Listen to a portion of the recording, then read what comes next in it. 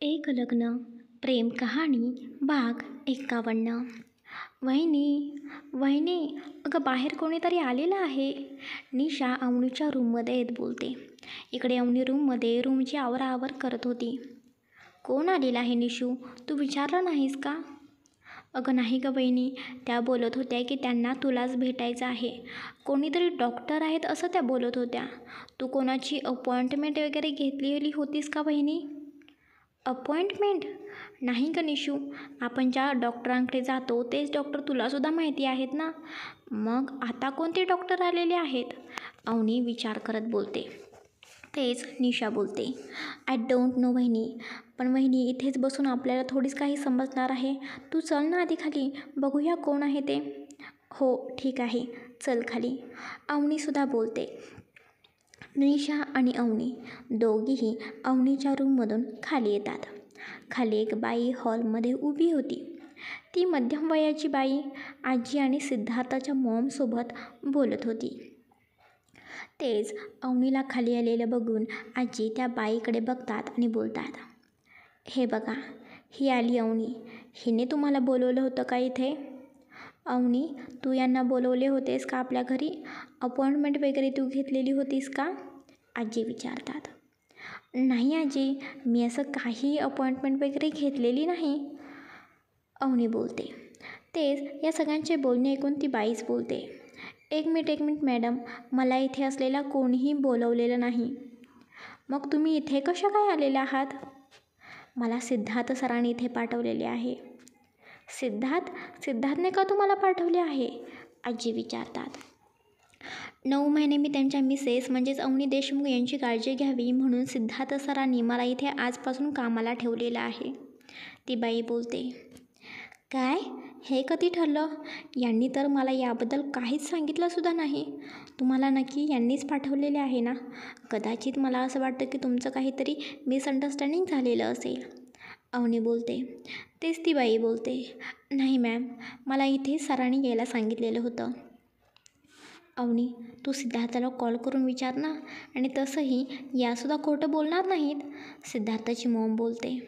तेच अवनी बोलते. पण आई, या सगळ्यांची काय गरज अजिबात नाही ना. हे नॉर्मली होतच असतं ना. प्रत्येक मुलगी आई बनतच असते, म्हणून माझ्या काळजीसाठी सेपरेट कोणीतरी असावी असं नाही ना, याची काही गरज नाही.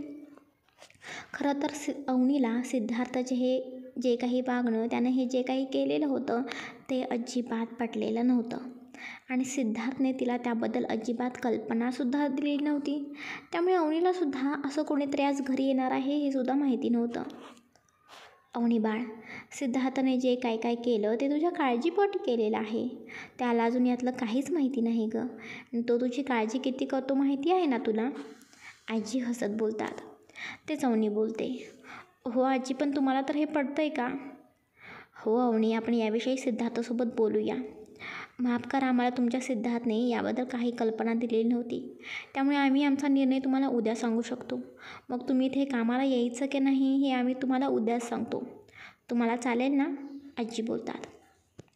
मॅडम, सरांनी मला आजपासूनच इथे काम करायला सांगितलेले आहे. मी जर सरांचं काही ऐकलं नाही तर सर माझ्यावरती ओरडतील. नाहीत ओरडणार, तो काहीही तुला बोलणार नाही, मी त्याला समजावून सांगेन, आजी बोलतात. सॉरी, आमच्यामुळे तुम्हाला त्रास झाला, इथंपर्यंत तुम्हाला यावं लागलं. पण खरंच सध्या तरी या सगळ्याची काही गरज आहे असं मला नाही वाटत, कारण ते घरचे सगळेजण माझी काळजी करणारे आहेत. मग स्पेशली कुणीतरी आमच्या घरी यावं, माझी काळजी करावं असं मला नाही वाटत, आणि तशी खरंच सध्या तरी काहीच गरजसुद्धा नाही असं मला वाटतं. सॉरी, तुम्ही प्लीज माझ्या बोलण्याचा वेगळा अर्थ काढू नका आणि गैरसमजसुद्धा करून घेऊ नका, अवनी त्या बाईला समजावण्याचा प्रयत्न करत बोलते. तेच ती बाई बोलते. नाही हो मॅडम, खरं तर हे असं ऐकून मलासुद्धा थोडं विचित्रच वाटलेलं होतं, पण सिद्धार्थ सरांसमोर मी सुद्धा काही बोलू शकले नाही. ते सिद्धार्थची मॉम हसते आणि बोलते. असाच आहे आमचा सिद्धार्थ, कधी काय करेल अजिबात सांगता येत नाही. मॅडम, मग मी निघते. तुम्ही तुमचा निर्णय मला सिद्धार्थ सरांना विचारून सांगा. हो नक्कीच, अवनी बोलते आणि ती बाई तिथून निघून जाते. तेच ती बाई निघून गेल्यानंतर निशा आणि दिशा जोरजोरात इकडे मात्र हसू लागतात. पोरीनो, तुम्हाला काय झालं गं हसायला? आजी विचारतात. अगं आजी, बघ ना, भाई आपल्या बहिणीची किती काळजी घेतोय. चक्क भाईने बहिणीची काळजी घ्यायला डॉक्टरला सांगितले, ते सुद्धा तब्बल 9 महिने. आजी, मलासुद्धा हे अजिबात पटलं नाही बरं का, अवनीसुद्धा बोलते. अगं अवनी बाळा, सिद्धार्थ असं काही ती करेल याची मलासुद्धा कल्पना थोडीफार होतीच गं, पण तू या सगळ्याचा जास्त विचार करू नकोस. सिद्धार्थ ऑफिसमधून घरी परत आल्यानंतर आपण त्याला समजावून सांगूया. आजी अवनीला समजावत बोलतात. अवनी थोडंफार खाली बसते आणि परत तिच्या रूममध्ये जाते. आज दिवसभरात सिद्धार्थने तिला एकसुद्धा कॉल केलेला नव्हता आणि सिद्धार्थने तिला दिवसभरात एकसुद्धा कॉल केलेला नाही याचा राग अवनीला आलेला होता. त्यामुळे ती सुद्धा मुद्दाम सिद्धार्थला कॉल करत नाही किंवा मेसेज करत नाही.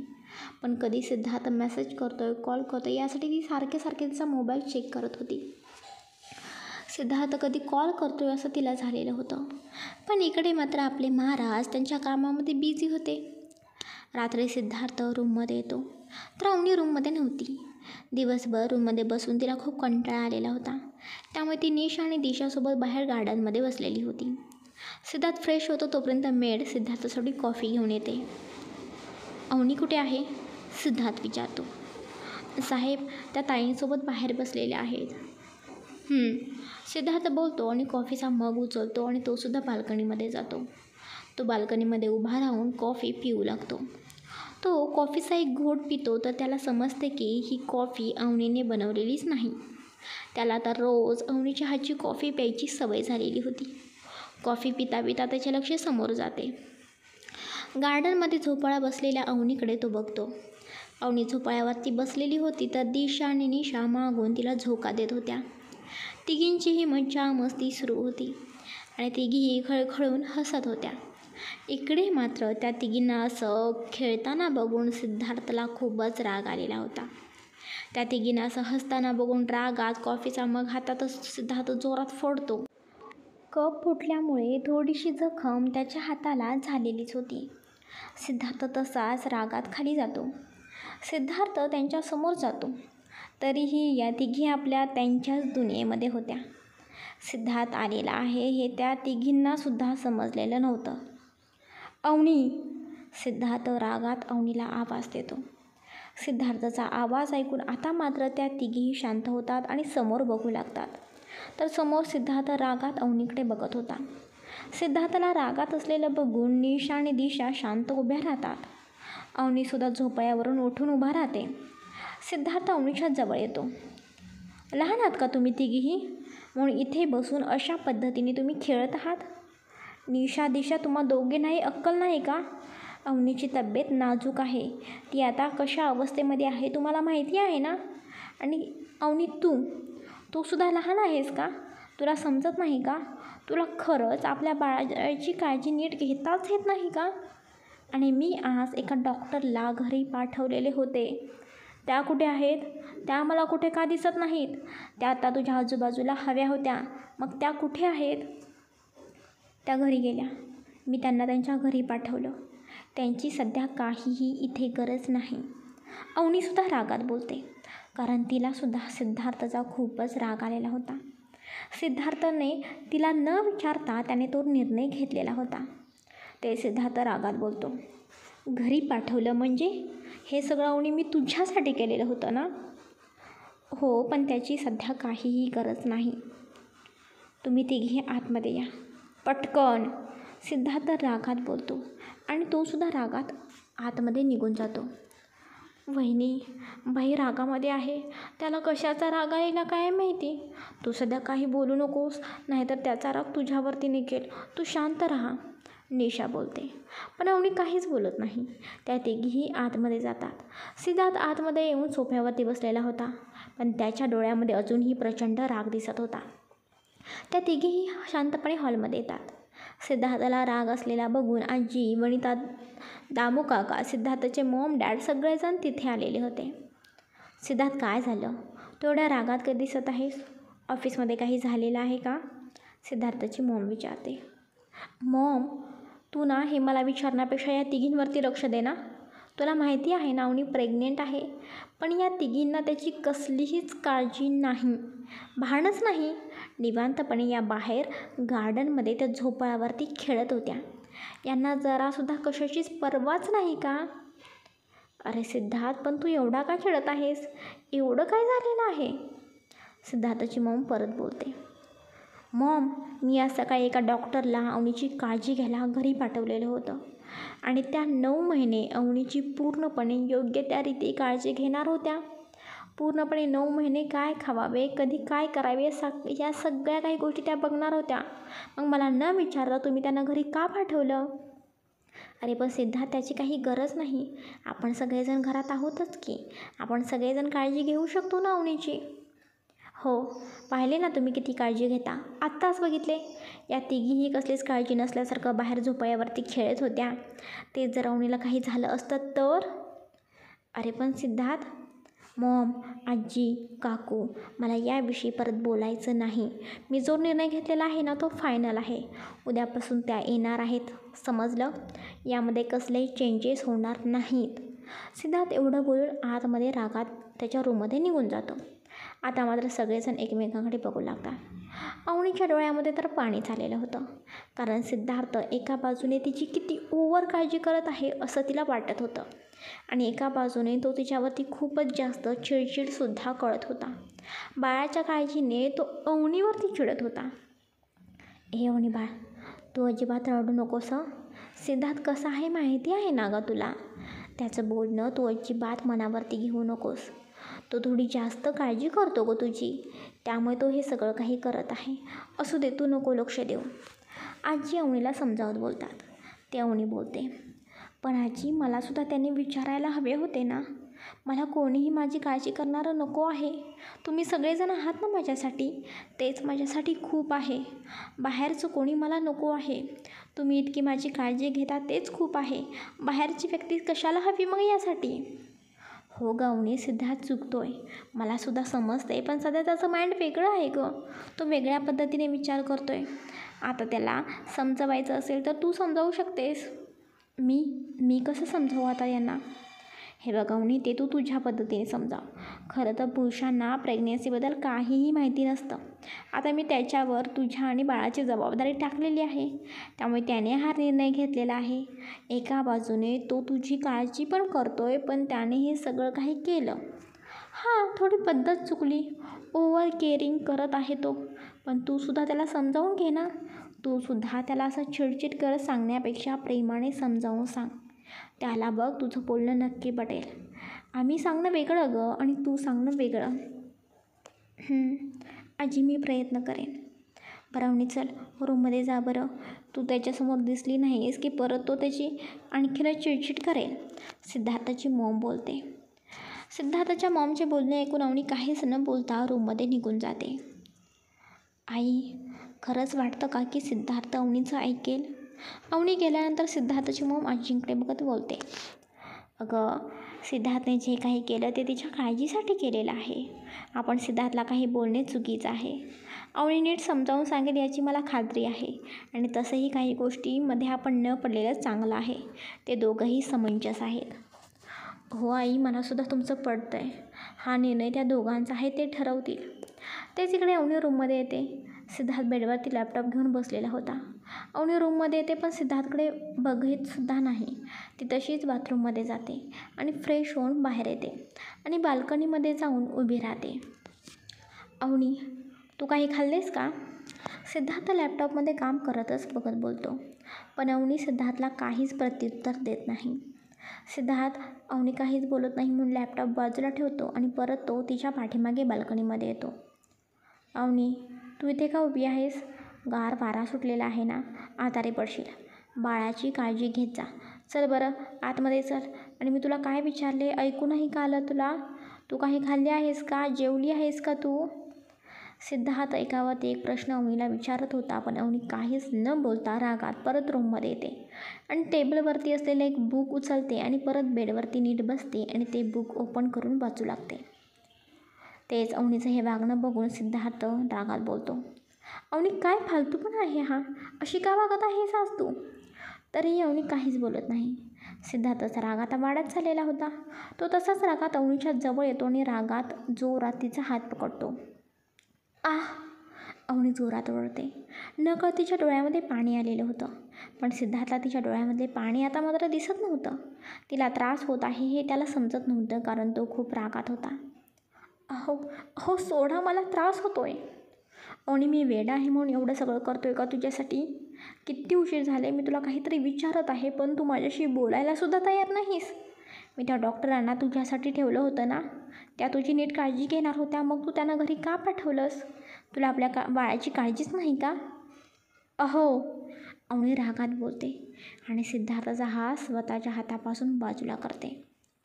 तुम्हाला माझी काळजी आहे म्हणून तुम्ही हे सगळं काही करताय ना, पण याच तुमच्या काळजीचा ना मला आता त्रास होतोय. तुम्ही माझ्यासाठी सगळ्या काही गोष्टी द्याल, सगळं काही तुम्ही मला पुरवाल, पण मला जी मेन गोष्ट हवी आहे ती तुम्ही देऊ शकाल का? अवनी रागात सिद्धार्थकडे बघत बोलते. ते सिद्धार्थसुद्धा रागाने बोलतो. काय पाहिजे, काय पाहिजे अवनी तुला? सांग, सगळं काही मी तुला आणून देईन. तुला काही खायला हवं आहे का? मी असं ऐकलं आहे की प्रेग्नन्सीमध्ये खूप भूक लागली. मी एक काम करतो, तुझ्यासाठी सगळं काही आणून ठेवतो. तुला काही वेगळे ड्रेसेस हवे आहेत का? आपण ते सुद्धा घेऊया. तुला त्या डॉक्टर नको असतील तर आपण दुसरे कोणतं डॉक्टर बघूया का? अहो बास! अवनी रागात रडत बोलते. अहो, या सगळ्या गोष्टी सोडून सुद्धा बाकी काहीतरी असतं. तुम्ही मला सगळं काही आणून द्याल, पैशाने सगळं काही तुम्ही विकत आणाल, पण मला हे सगळं काही नको आहे. मला फक्त तुम्ही हवे आहात. अगं वेडाबाई, मी तर तुझ्यासोबत आहेच ना गं. सिद्धार्थ अवनीच्या जवळ येत बोलतो. हो का? कधी आहात मग मला सांगाल का? तुमच्या बड्डेपासून तुम्हाला ही न्यूज समजली तेव्हापासून तुम्ही मला ऑफिसला येऊ दिलेलं नाही. मी हे सुद्धा तुमचं ऐकलं. घरी बसून मला खूप कंटाळा येतो. 1 आठवडा झाले तुम्ही लवकर ऑफिसला जाता आणि घरी लेट येता. तुम्हाला माझी काळजी वाटते म्हणून त्या डॉक्टरांना माझी काळजी घेण्यासाठी तुम्ही आज घरी पाठवलं. पण तुम्ही माझ्यासोबत किती वेळ असता? सकाळी तुम्ही ऑफिसला गेला की रात्रीच घरी येता. घरी आले की तरीसुद्धा ते डबडं नेहमी तुमच्या हातामध्ये असतंच आणि जेवायला फक्त तुम्ही खाली येता. तेवढी चौकशी करता, आणि तू जेवलीस का? फक्त इतकंच. घरच्यांसाठी वेळ नाही तुमच्यासाठी आणि माझ्यासाठीसुद्धा नाही. साधं तुम्ही माझ्यासाठी 10 मिनिटेसुद्धा देऊ शकत नाही आणि माझ्याशी 10 मिनिटेसुद्धा तुम्ही नीट बोलू शकत नाही. कायम ते फक्त काम आणि काम. तुम्हाला इतकी माझी काळजी वाटते तर मग कधी दुपारी जेवलीस का? इतकंसुद्धा विचारायला तुम्ही कॉल करत नाही. तुम्ही तुमच्या कामामध्येच इतके गुंतून गेलेला आहात की तुम्हाला माझ्यासाठी 10 मिनिटेसुद्धा वेळ नाही. आणि मग मला कोणत्याही डॉक्टरची अजिबात गरज नाही. घरचे सगळेजण माझी खूप काळजी घेतात, फक्त ते बघायला तुम्ही घरी नसता. आजी, काकू, आई, दिशा, निशा, बाबा, तामू, आजोबा सगळेजण खूप काळजी घेत असतात. तुम्ही या 1 आठवड्यामध्ये मला कधी एकदा तरी दिवसभरात कॉल करून विचारले का, तू कशी आहेस, तू जेवलीस का वगैरे? तुम्ही किती माझ्यासाठी डॉक्टर बघितले, माझ्यासाठी काळजी करणारे लोक घरात आणून ठेवले, तरीही मला ते नको आहेत.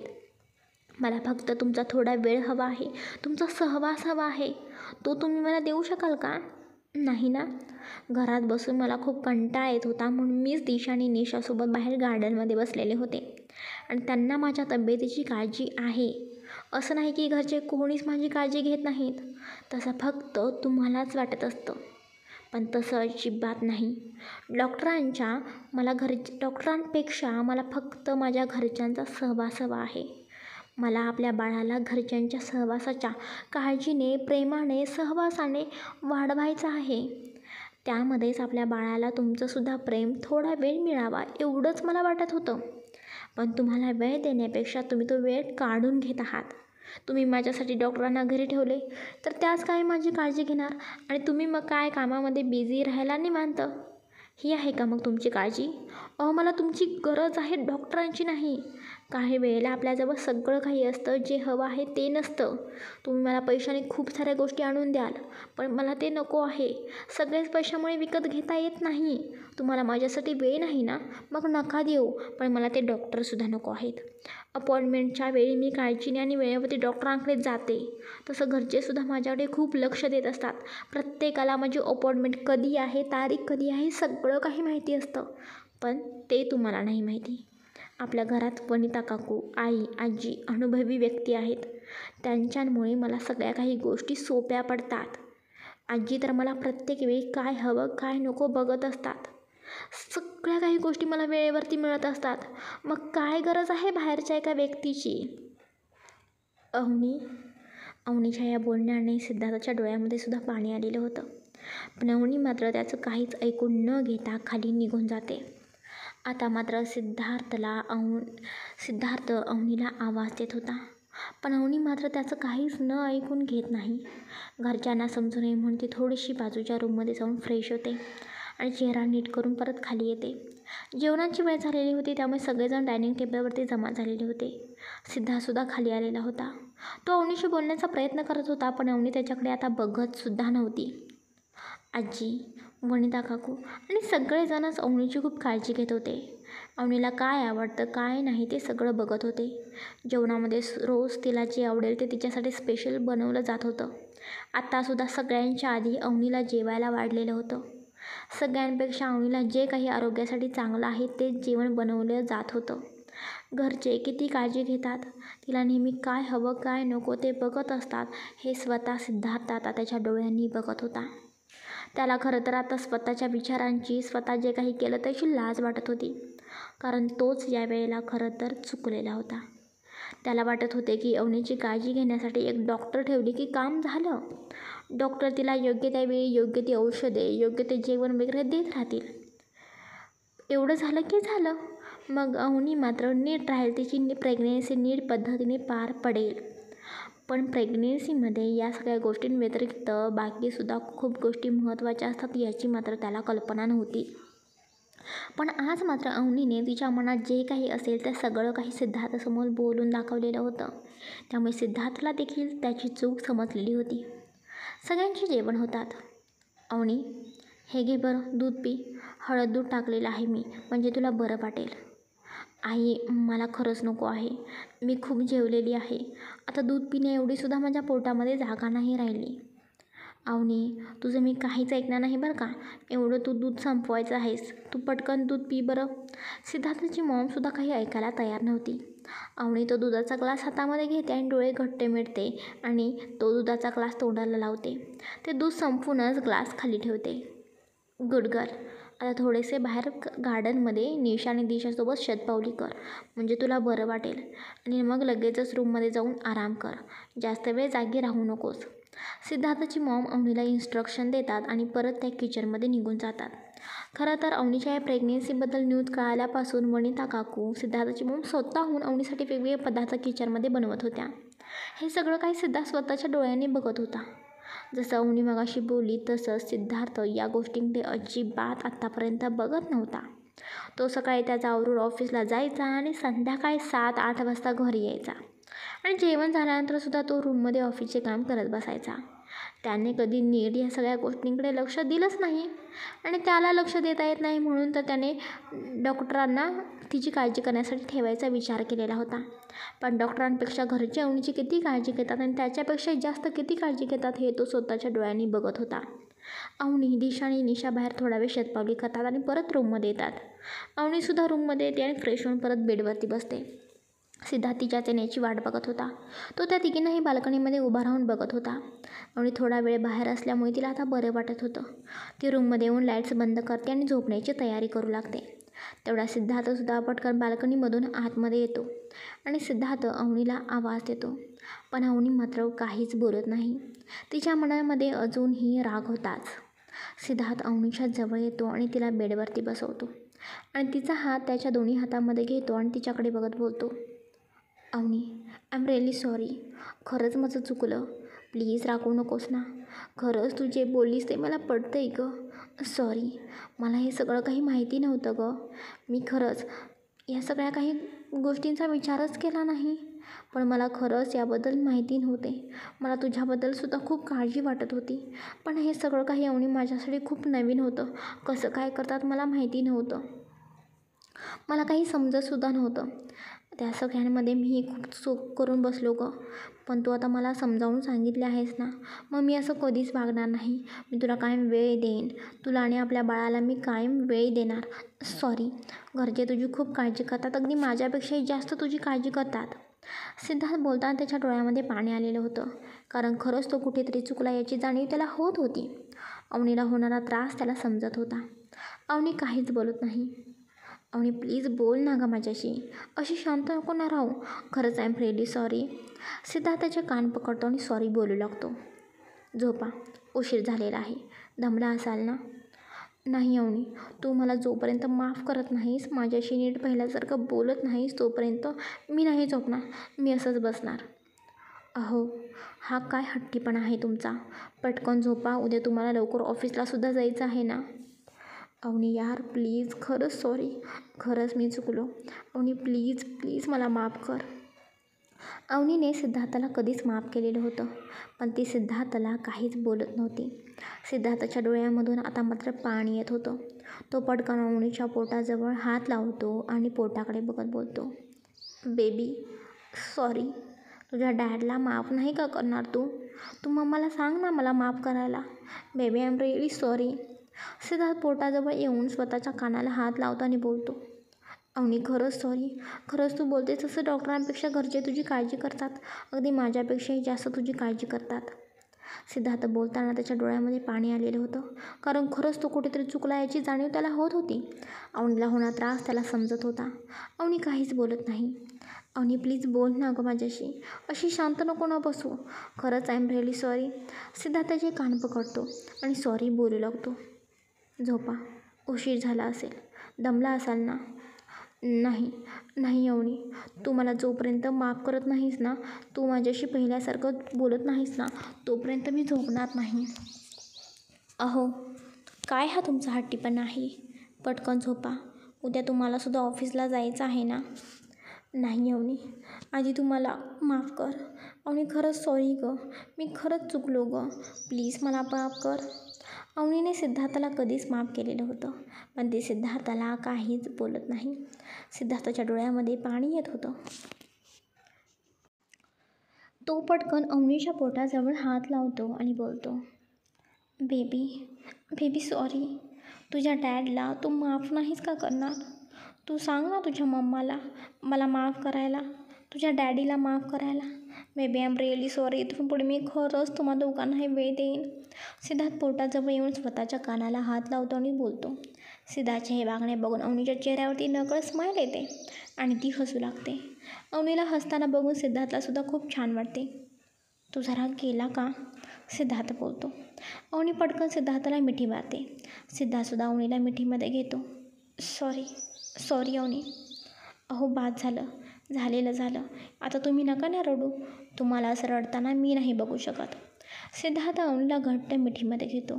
दोघेही बराच वेळ एकमेकांचा सहवास अनुभवत होते, कारण सिद्धार्थने खरंच 1 आठवडा अवनीला खरंच वेळ दिलेला नव्हता. तो कामामध्येच बिझी झालेला होता.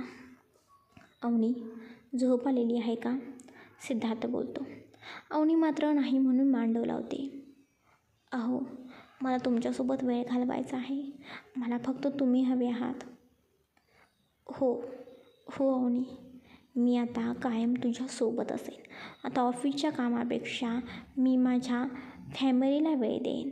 आता कामापेक्षा मला माझी बायको आणि माझी फॅमिली आणि माझं हे छोटंसं येणारं बाळ खूप महत्त्वाचं आहे. सिद्धार्थ अवनीच्या पोटावरती हात ठेवत बोलतो. तो हळूच अवनीला उचलतो आणि बाल्कनीमध्ये जातो. तिथे तो एका चेअरवरती बसतो आणि तिला स्वतःच्या मांडीवरती बसवतो. दोघेही आकाशाकडे बघतात. चांदण्याने आकाश भरलेलं होतं. चंद्रसुद्धा दिसत होता. दोघेही आकाशाकडे बघत बराच वेळ एकमेकांसोबत गप्पा मारत होते, एकमेकांसोबत टाईम स्पेंड करत होते. अवनी तशीच गप्पा मारत मारत झोपी जाते. सिद्धार्थचे लक्ष अवनीकडे जाते तर ती त्याला मिठी मारून गुडघे पोटाजवळ धरून झोपलेली होती. तो तसाच अवनीला रूममध्ये आणतो आणि एसीची टेम्परेचर नीट करतो आणि तो तिला मिठी मारून झोपी जातो. चला गाईज, आजचा हा भाग कसा वाटला नक्की कमेंट्स करून सांगा. आणि आपल्या सिद्धार्थाची ओव्हर केअरिंग काळजी आणि आपल्या अवनीनं सिद्धार्थाला ज्या पद्धतीने समजावून सांगितलं ते तुम्हाला आवडलं का, हे सुद्धा कमेंट करून सांगा. पुढचा भाग उद्या प्रकाशित होईल. Bye, take care.